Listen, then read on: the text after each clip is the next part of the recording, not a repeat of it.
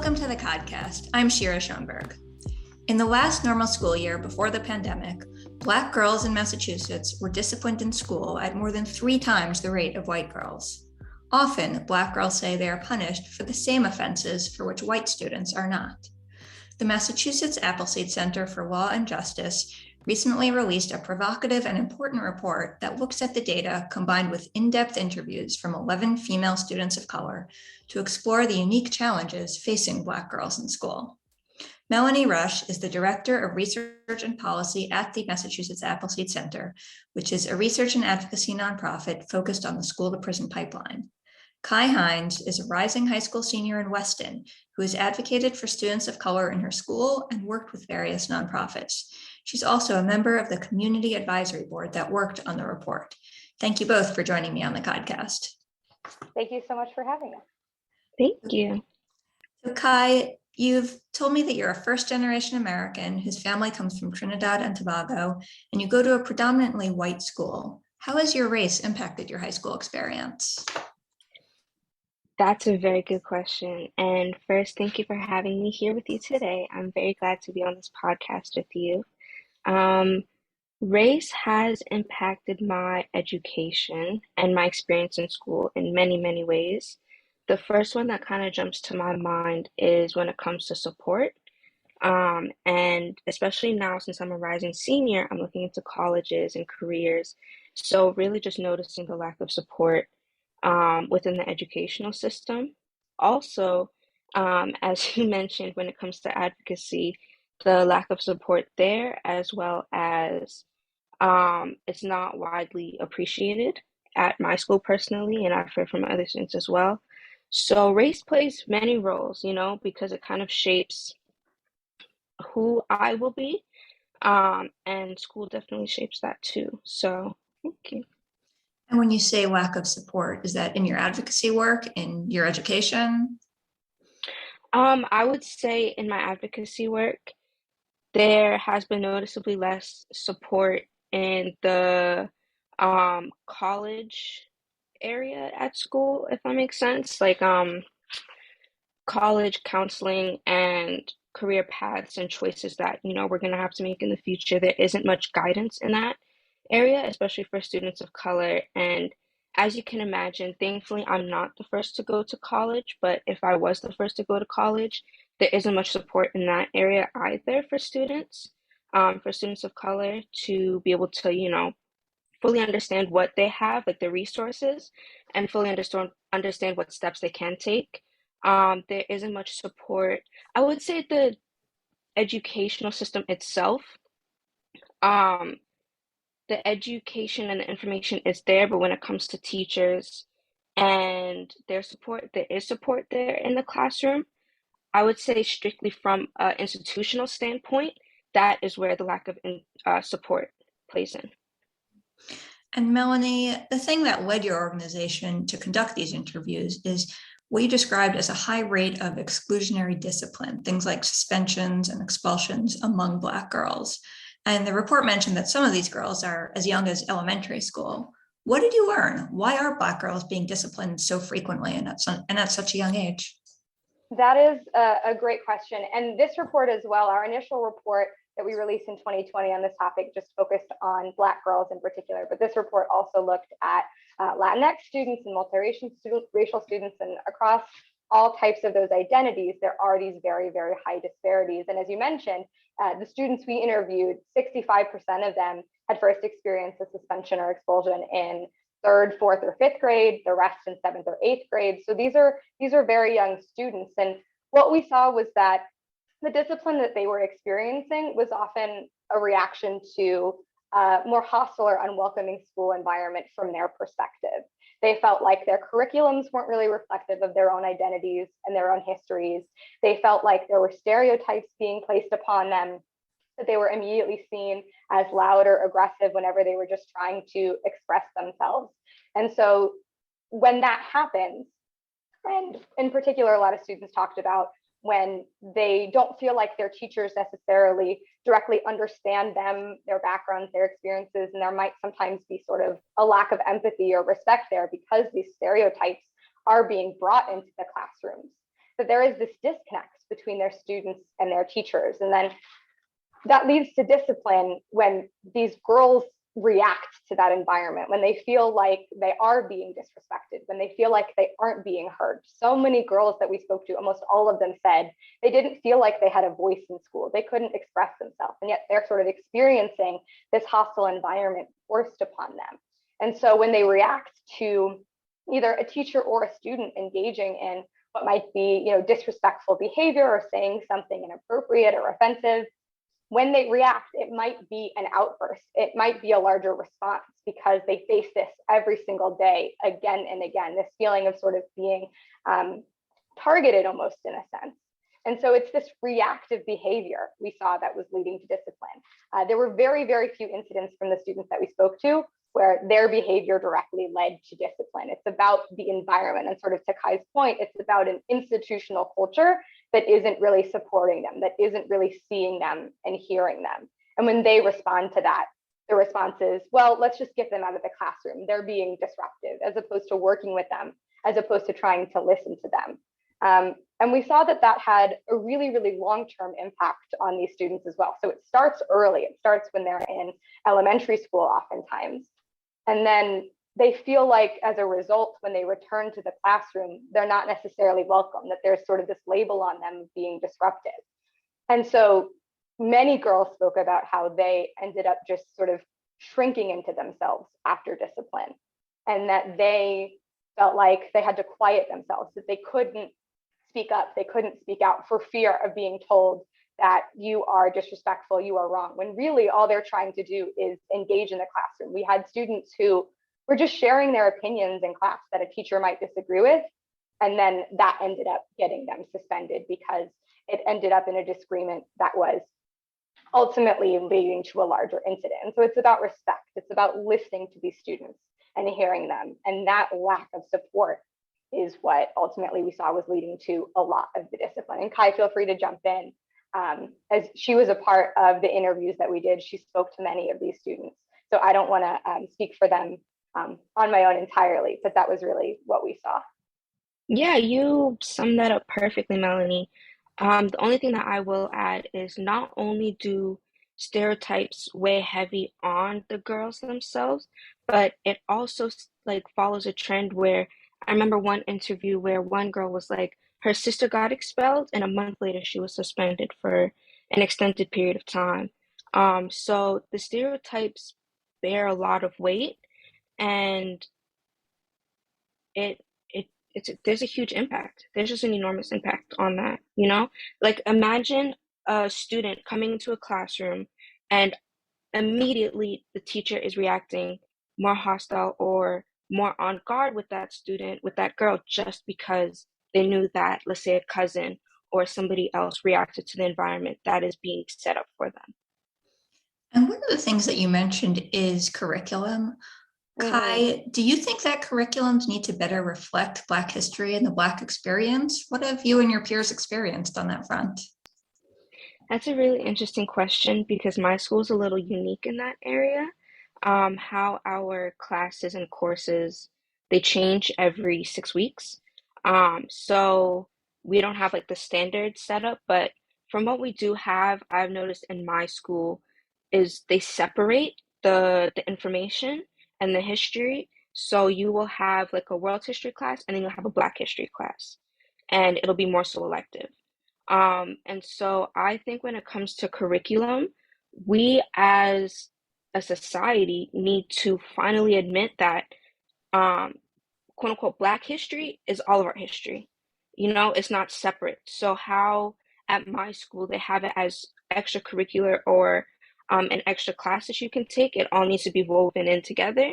And I know there are a lot of public schools who don't even have the extra classes, you know, or don't even touch upon certain topics. I know that there are actually a few schools who might still celebrate Columbus Day. So when it comes to curriculum, there's definitely some revamping and relooking that needs to be done, especially when it comes to like Black girls. Melanie, what kind of changes should schools consider when it comes to curriculum to make sure that Black students feel welcomed?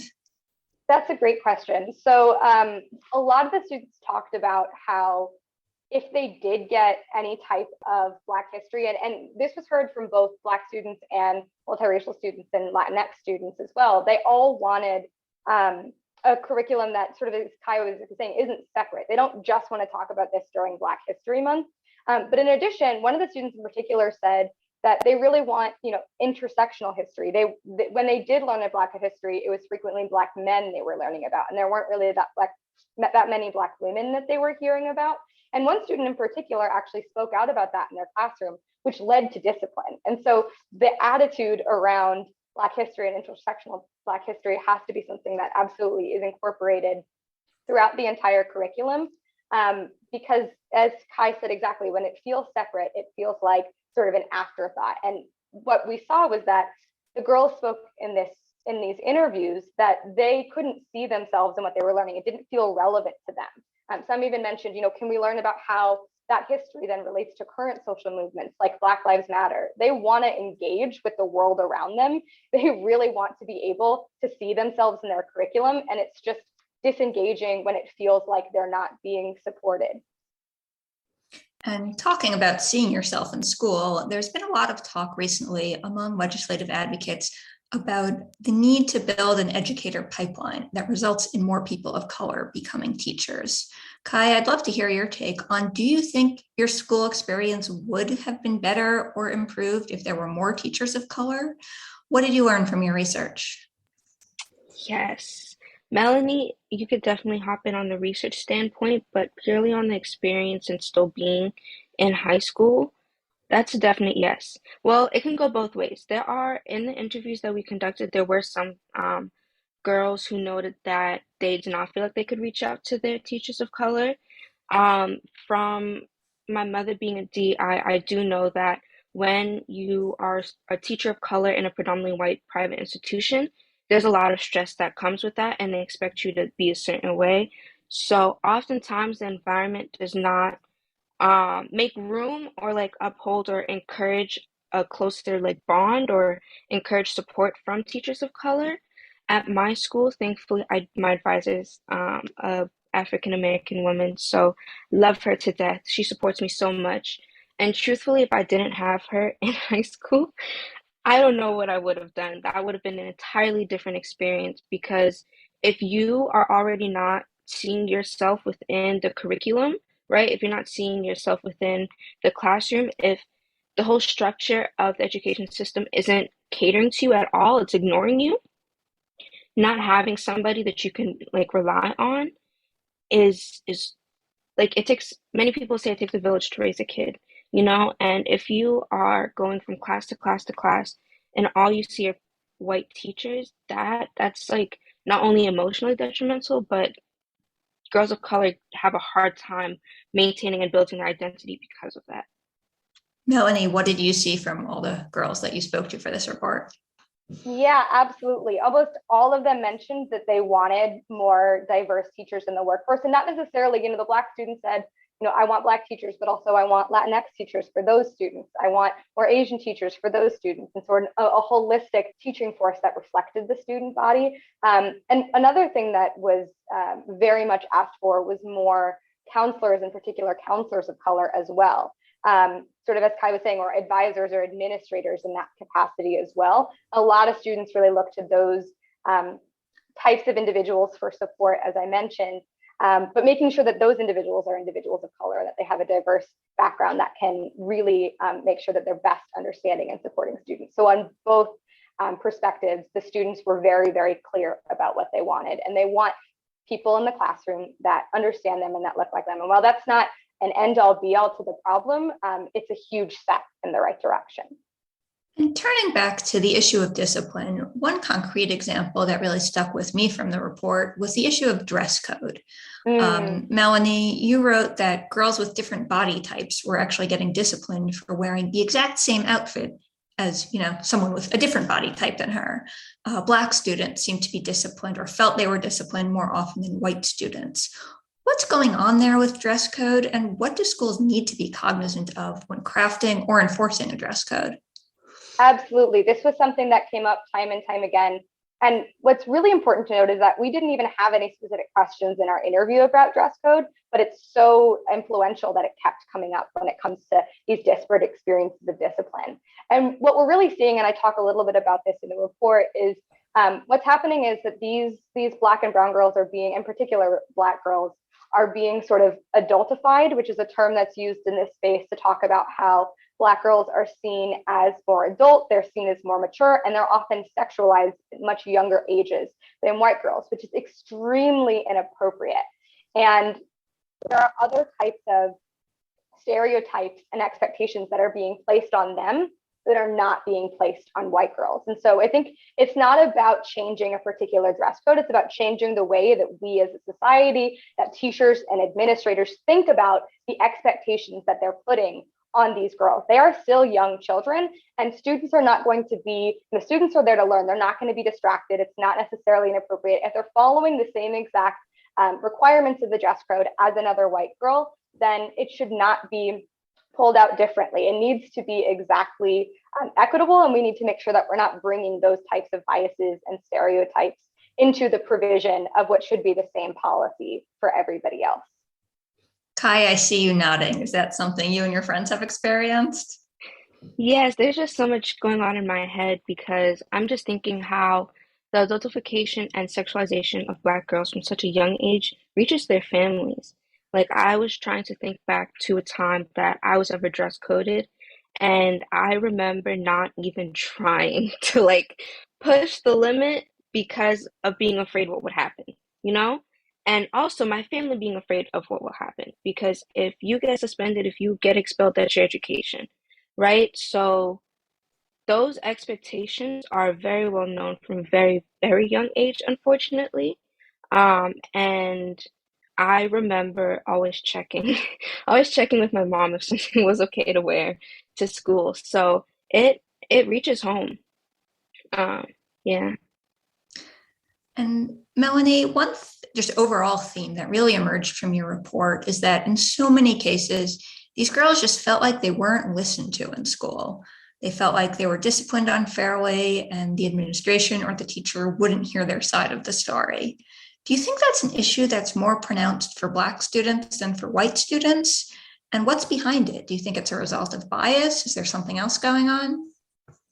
That is a really great question, and absolutely one of the key themes that kept returning over and over and over again to the students that we spoke to.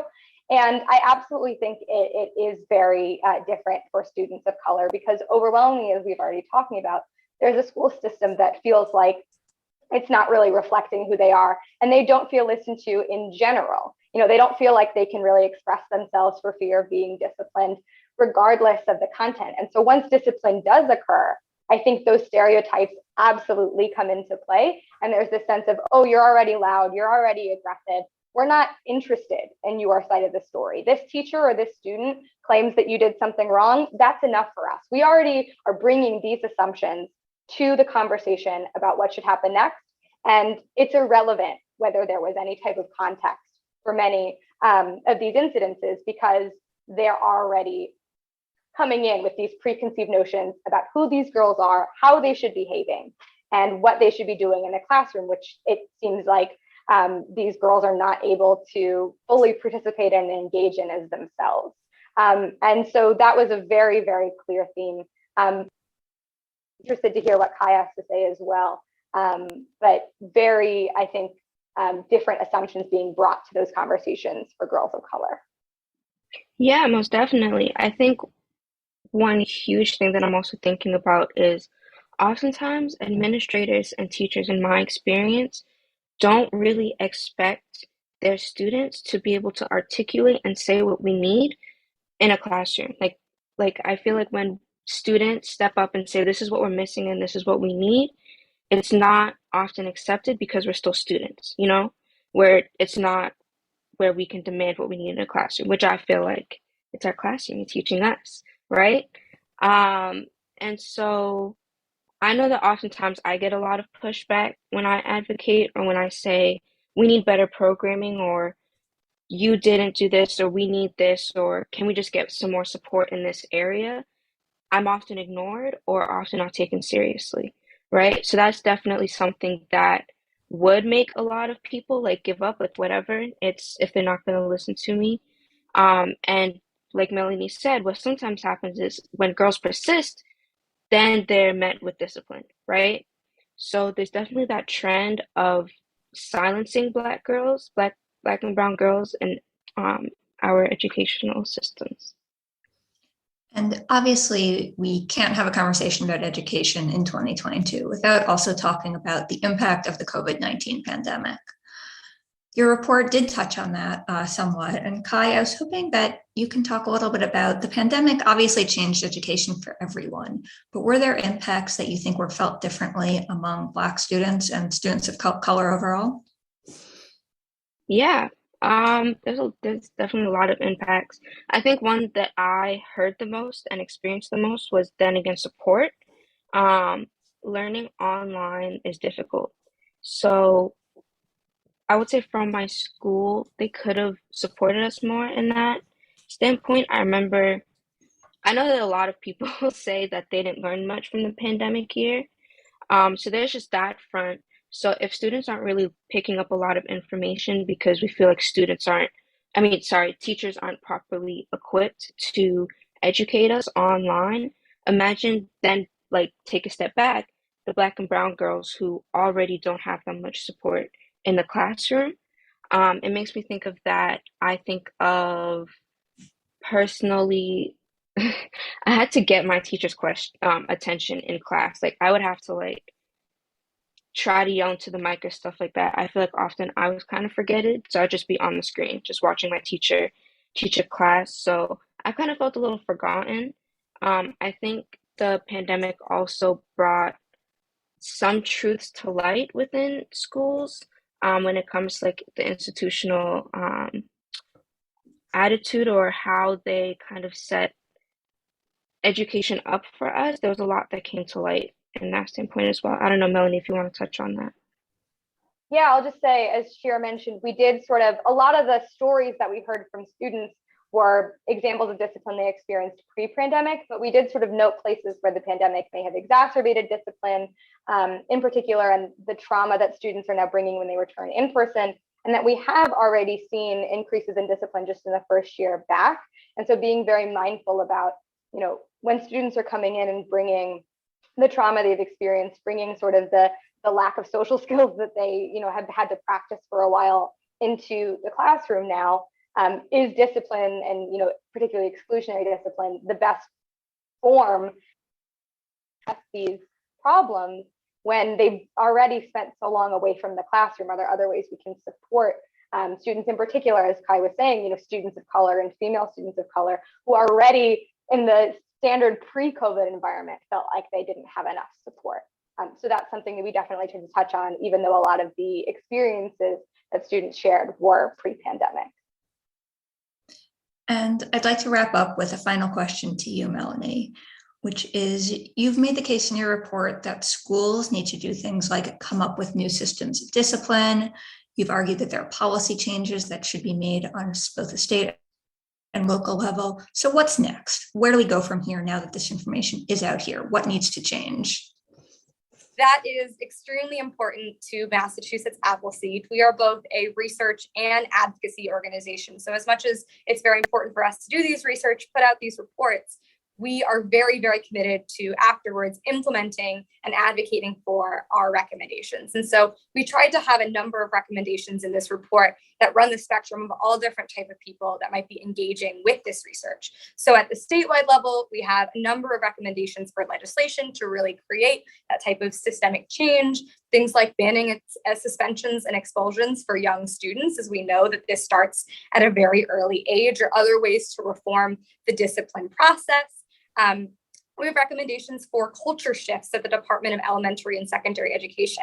And we're part of a number of different advocacy coalitions in the educational justice space that continue to advocate with the department directly in order to create those types of changes. We're also very, very interested in working in the individual level with districts and trying to really implement those types of changes for restorative practices or other types of supports for students in the actual schools.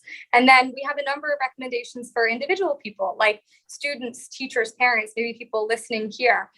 In particular, this report was released with a data dashboard that has information on all different types of intersectional data disparities at the district level. So we're really encouraging people to have conversations with their teachers, with their administrators, with their principals about what's happening in their own district and how they can try to create change. And we want to support everyone in doing that work as well. So if you are interested and you're listening, you can always reach out to Massachusetts Appleseed. But I will say throughout, all of those different types of recommendations that we're going to be working on, we're also very committed to continuing partnering with this community advisory board because they have made this report what it is. I haven't really sung their praises enough during this podcast, but these students and our other supporters on this advisory board truly shaped what this research became. And so we're really excited for all these different levels of advocacy, whether it's, conducting Know Your Rights trainings or making changes in the State House. We are really, really excited to work with all of them, to work with people like Kai, to really create those changes. So the work does not end for here. This is truly the beginning for us and for this advisory board. And you can always read more on CommonWealthMagazine.org. Melanie Rush and Kai Hines, thank you so much for joining me on the podcast.